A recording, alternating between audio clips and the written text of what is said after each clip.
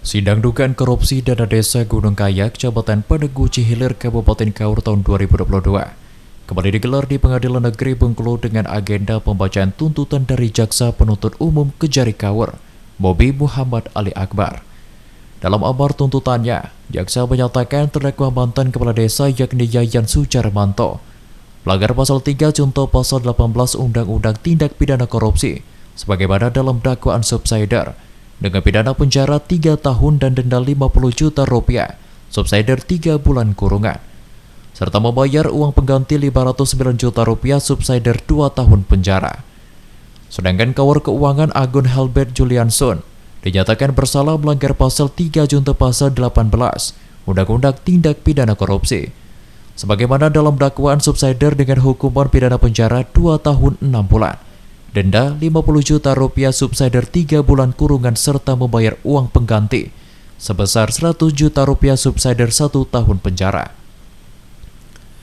Pasca persidangan, JPU Kejari Kaur mengatakan tuntutan tersebut diberikan karena kerugian negara yang belum sama sekali dilakukan pengembalian oleh para terdakwa. Belum kembali sepenuhnya, namun kami sudah melakukan upaya pemblokiran terhadap aset dari masing-masing terdakwa ini, baik berupa ada kebun dan kalau tidak salah ada rumah. Dan untuk tuntutan pidananya untuk kepala desa 3 tahun dan untuk Kawar Keuangannya atau bendahara 2 tahun 6 bulan. Terhadap tuntutan tersebut, kuasa hukum terdakwa Deden Abdul Hakim menyatakan pihaknya akan mengajukan pembelaan dan membantah tuntutan jaksa. Bisa dilihat kan jaksa sendiri yang punya hak untuk hartanya mana, yang ada yang mana, kan begitu.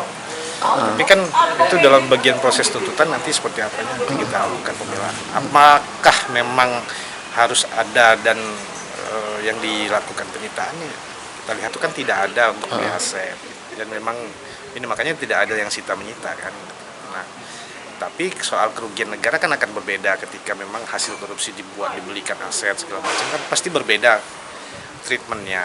Nah, kalaupun nanti ada dalam tuntutan putusan ada soal sita menyita apabila KN tidak dikembalikan, itu karena untuk menutupi KN. Sidang sebelumnya, kedua terdakwa dibuka persidangan mengaku dana desa digunakan untuk keperluan pribadinya dan bermain judi online melalui berbagai macam situs judi.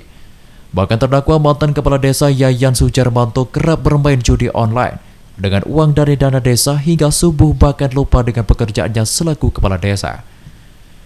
Dari hasil pemeriksaan penyidikan ditemukan kerugian negara dari pengelolaan anggaran DD tahun 2022 hingga 2023 itu mencapai 611 juta rupiah. Rendra Aditya Gunawan, RBTV melaporkan.